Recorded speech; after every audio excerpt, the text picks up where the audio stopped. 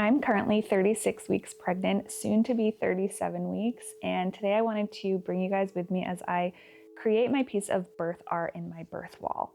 So the main purpose of what I'm doing today is sitting with my fears as I am moving towards the labor and the birth space. And so I invite you to also sit with your fears and see what comes through for you and what you are able to create from them. It's a really powerful practice.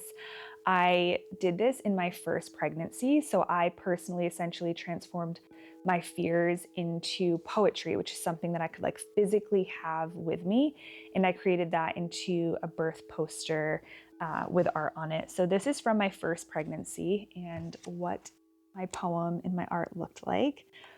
What I loved about this is it is physical. And so I was able to labor with it at home. And then we brought it with us to the hospital and it sat right in front of me. And I remember being in the pushing phase and looking at it and feeling just really, really empowered by my words and feeling held and just really trusting my body and my baby. And so now I am approaching my second labor and birth, and I'm going to create another poster. I want to sit with my fears. Some are the same, some are different, and then create that poem and create that birth art.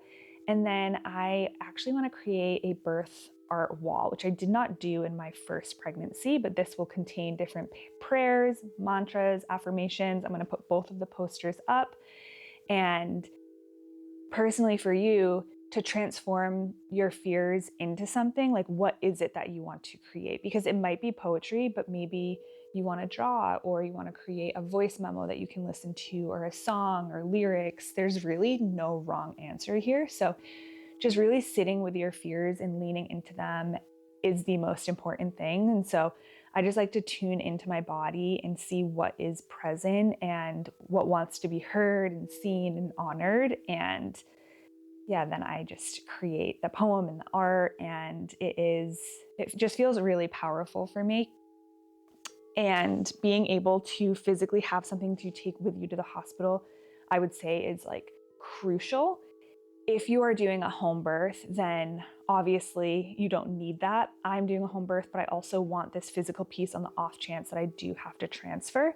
And the birth wall can be for anybody. It can be if you're having a home birth or if you are having a hospital birth, because you will be able to look at it every single day leading up to your labor and birth. And then you'll even be able to, if you're laboring at your house, look at it for a little bit before you head to the hospital, which is just a really powerful practice. And being able to have your own words or visuals or whatever you create to just take hold and take the power away from the fears, because we're not trying to take the fears away or diminish them or just act like they're not there anymore. It's like they are there and they're present, but the reality is all of the other things that you have to empower yourself. So say for example, in my first pregnancy, I was scared of tearing, or what if something happens? And then it became, I am powerful, I am strong, my body's healthy, it knows exactly what to do. So yeah, I encourage you to join me and to sit with your fears and to see what comes through for you to transform them into.